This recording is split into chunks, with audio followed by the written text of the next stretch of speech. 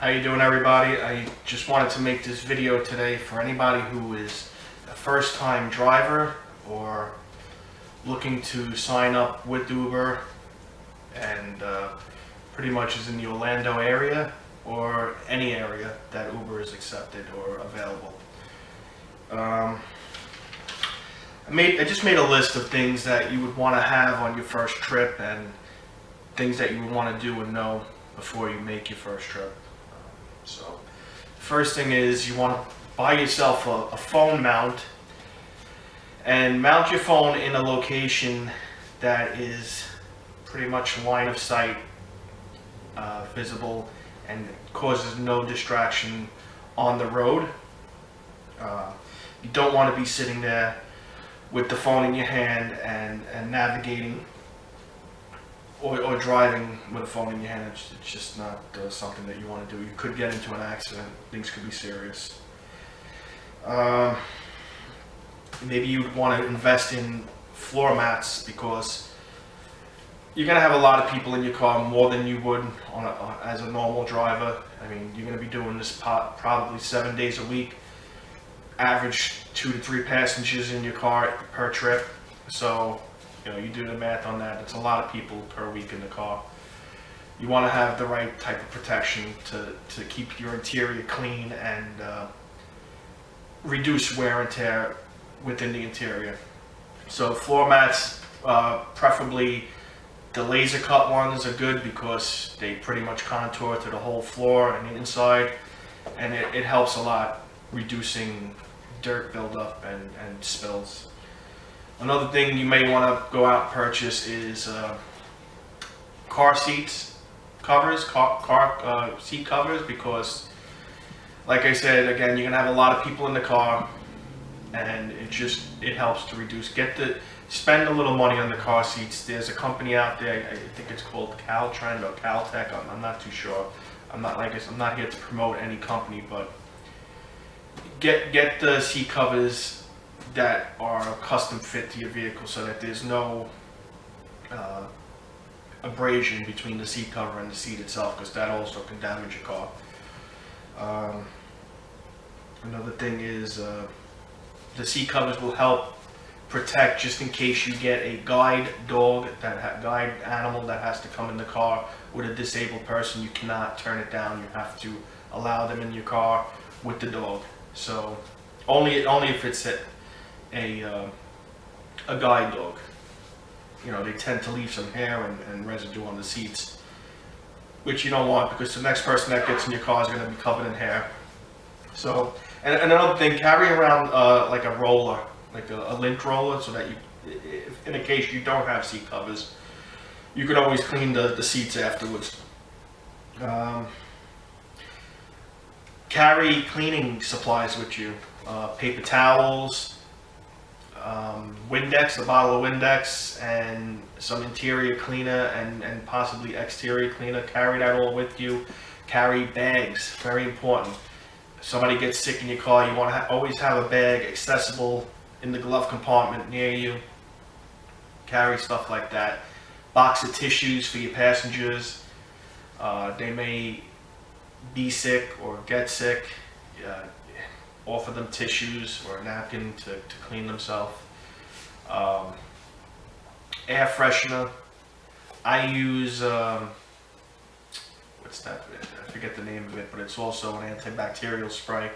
It freshens the air and also cleans any germs or kind of disinfects the air within the vehicle. Oh, it's Ozium. O-Z-I-U-M. I think you pick that up at any AutoZone or Pep Boys. It's a good air freshener too.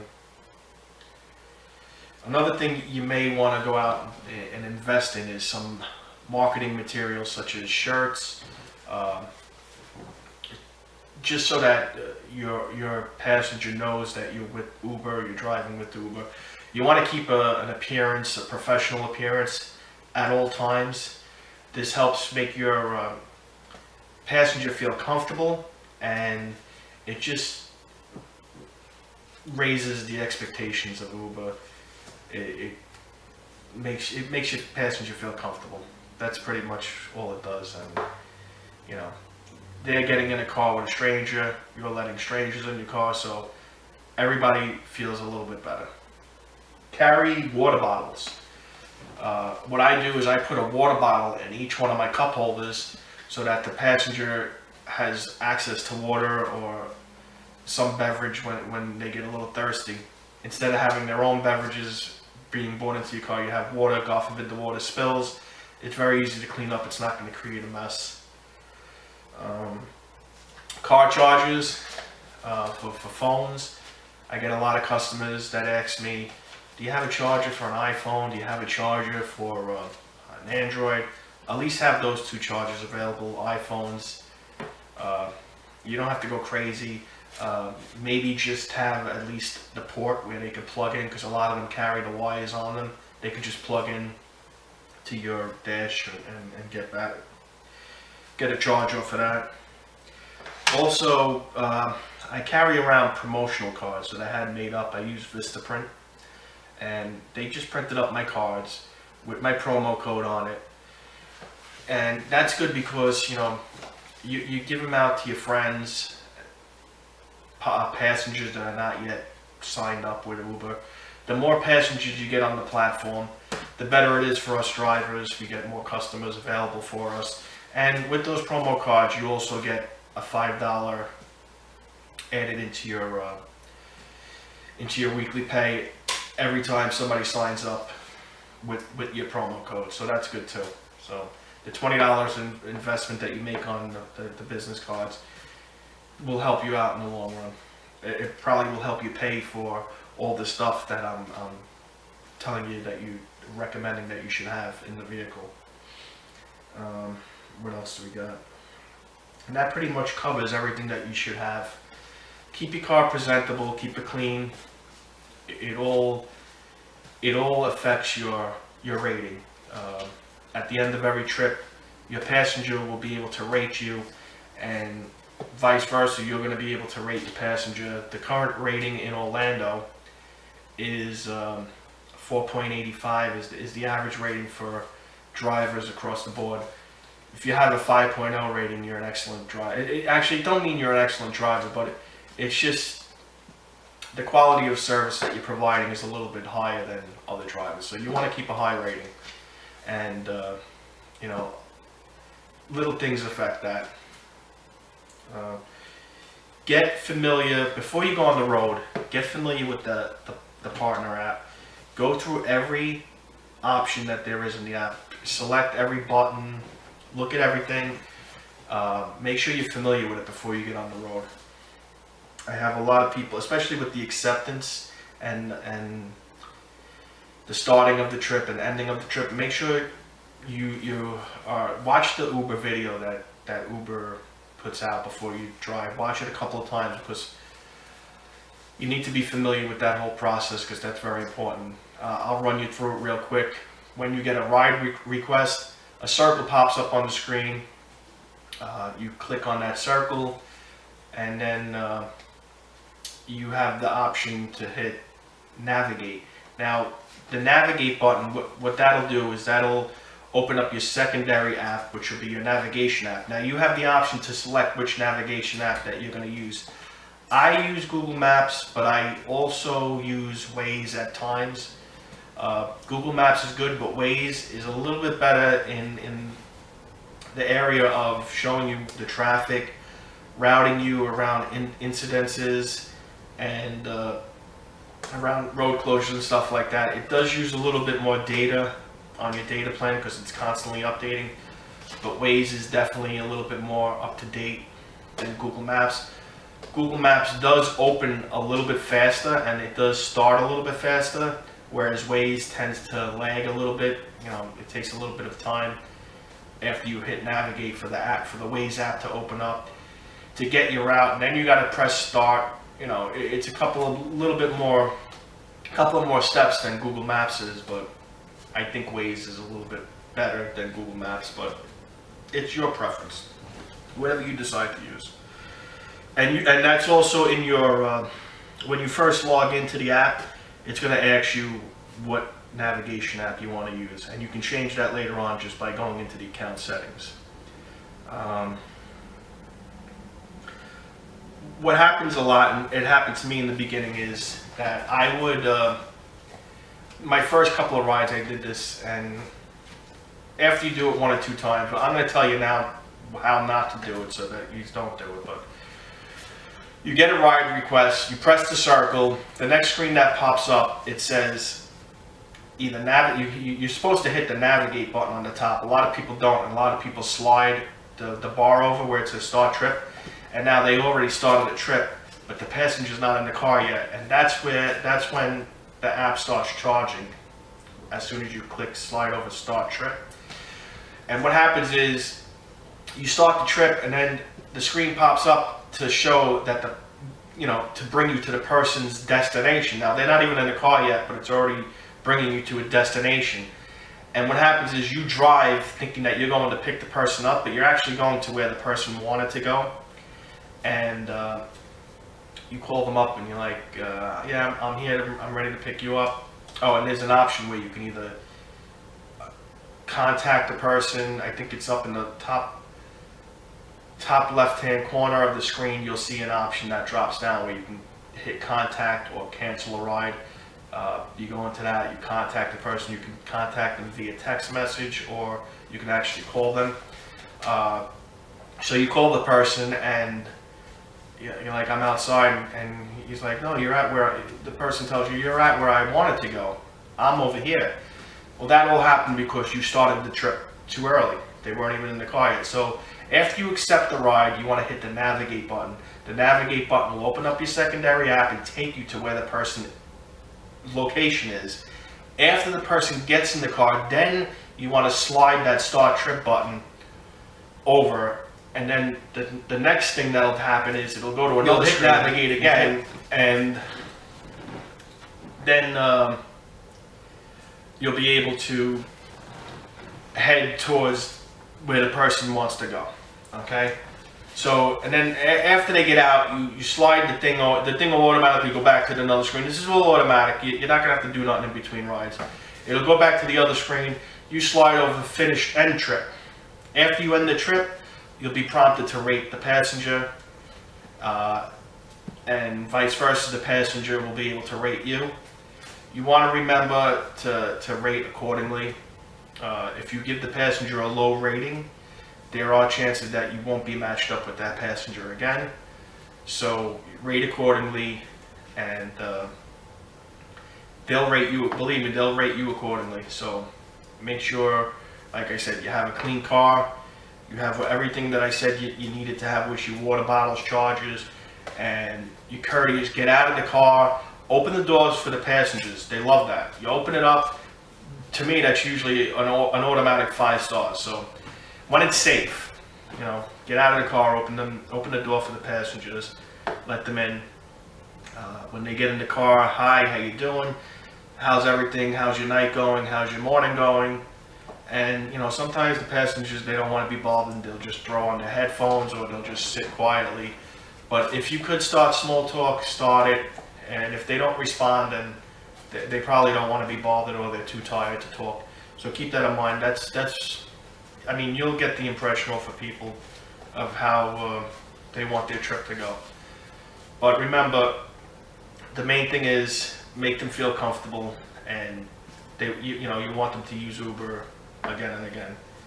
And back to those promo cards, you're pretty much giving them out so that passengers could have an option, or have the opportunity to use Uber for the first time and see if they like it or not. Chances are they will like it, because it is a very cost-effective mode of transportation, and they're gonna like it. But they also get the opportunity to try it out.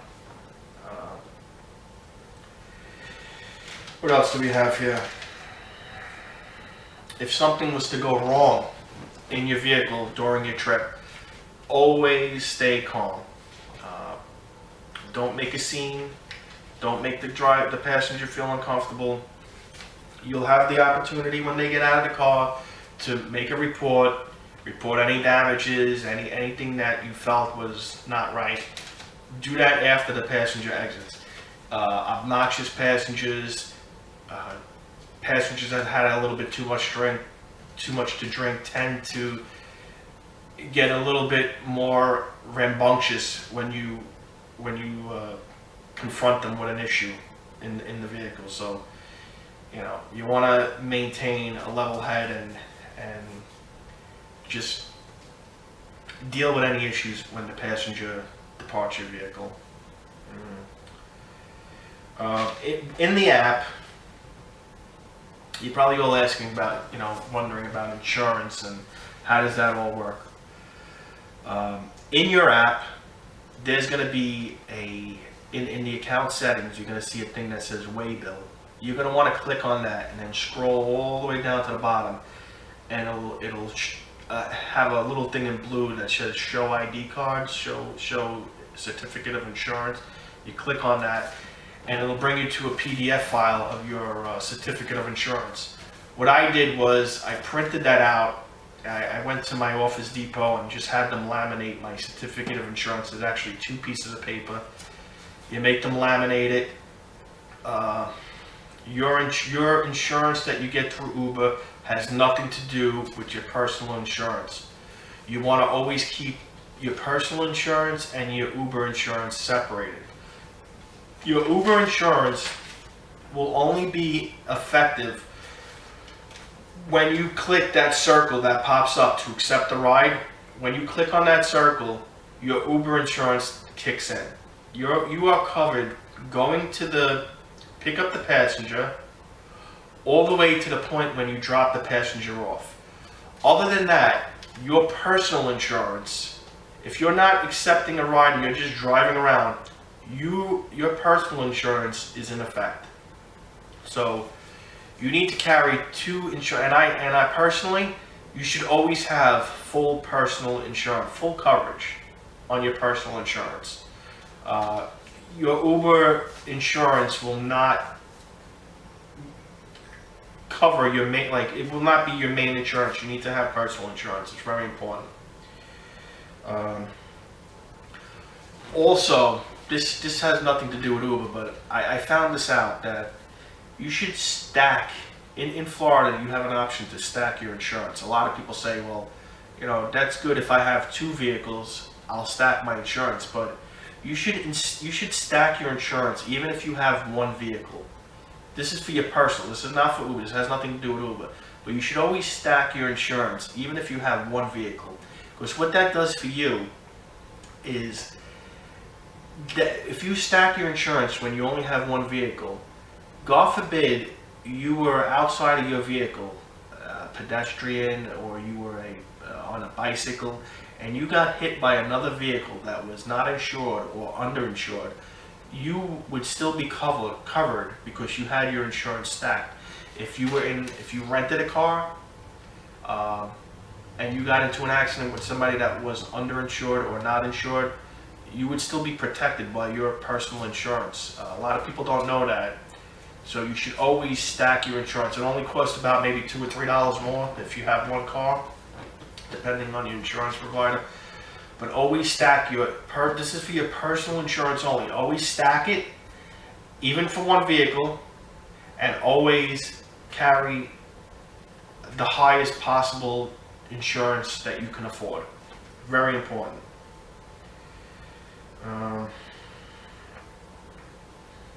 So that pretty much covers the insurance. Like I said, if I'm missing anything, please contact me, and I'll definitely do a one-on-one with you and cover anything that I'm not covering. There's just so much. I can go on and on with this topic, but like I said, if there's anything I'm missing and you need to know about, write in the comments below, and I'll definitely get back to you. Here's a very important thing. Uber has different driving platforms, from UberX, Uber Select, Uber XL, Uber SUV, Uber Black. Each different platform allows a certain amount of occupants in your vehicle. For instance, UberX only allows you to have 4 passengers in your vehicle, and Uber XL I think allows you to have up to 6 passengers. This is for a reason. You're only allowed to have the amount of passengers in your vehicle that you have seatbelts for. Do not let more than the amount of passengers that Uber allows for your vehicle to have in your car. Don't allow more than that. Because if you were to get into an accident, Uber will not cover you because you had too many people in your car. Uber will only cover up to this amount of people. If you go into the passenger Uber app, you can see what they, by bringing up each different category, you can see how many passengers are supposed to be in your car. It pretty much goes by the amount of seatbelts you have. If you have 4 seatbelts remaining in your car, you can have 4 more passengers, but don't carry more than that. And in the state of Florida, there's a child seat law. Make sure that you read that child seat law. Children under a certain age, I'm not sure, have to be in a car seat. So if you get a passenger who has a baby, an infant with them, and they don't have a car seat and you don't have a car seat, make sure you deny those rides, because you're not prepared. God forbid you get into an accident and there's no car seat in that car, you're gonna get in a lot of trouble. And I don't know what to tell you. I mean, that never happened to me because I deny rides that have too many people in the car, because Uber insurance is very, it's in plain sight. You can just read it. You have to have the amount of, in any car, you have to have the amount of passengers in your car that you have seatbelts for. Don't go over that limit. And when you explain this to the passenger, make sure that they know this, so that they're able to select the ride that fits their needs. If they have 7 people, don't cram them into your 4-seat car. It's dangerous, number one. It may cause an accident, and your insurance company's probably not going to cover you. And don't ever let anyone in your car that hasn't requested you. It is against the law in Florida to pick up anybody roadside and take cash. Do not take cash for rides. It's the stupidest thing, because now you're letting people in your car and you have no insurance covering you. No insurance is covering you. Don't do it. You will not be covered by your personal insurance, and you won't be covered by Uber insurance because you're not in a ride. Do not let anybody in your vehicle that has not requested you through the Uber app ahead of time. It's illegal. Don't do it. Bottom line, don't be greedy with Uber. I know you're out there to make money, but do not be greedy. You'll get yourself in a lot of trouble. Okay? And it's serious. That's a very serious, problem. Don't do it. If somebody says, "Oh, I'll request you as soon as I'm in your car so you can get a ride in advance," don't do it, because God forbid you got hit by a car before that person requested the ride. You're not covered by any insurance, not even your personal, because that person's going to tell your personal, "Oh, well, I got in his car, I paid him." Once your regular insurance company finds out that somebody paid you for a ride, your vehicle now becomes classified as a ride for hire, and your personal insurance will not cover that. You'll have no protection whatsoever, so please don't do that. Okay, that covers the insurance. So again, the child seat, very important. Don't let people in your car that did not request you. Do not pick up for cash. Totally, you'll be thrown off for Uber. Don't do it. And you won't be covered by any type of insurance. Don't do it. People that think they're going to sign up for Uber and beat the system and just pick up people, you're wrong. You're only beating yourself. God forbid something was to happen. Okay? Next thing is, now you've been riding for a while, you wanna learn yourself some routes that are gonna be there for you. Say you drop somebody off at the airport.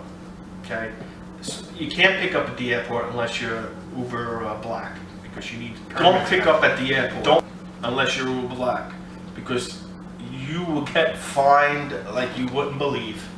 Don't do it. You can only drop off at the airport as an Uber X, Uber Select, Uber X, Uber X, and so on. The only people that can take rides from the airport are Uber Black, because they have the proper permits. Okay. So after you drop off at the airport, you're going to say, "Where do I go?" You're going to need to pick routes of where your next point would be after you make a drop off.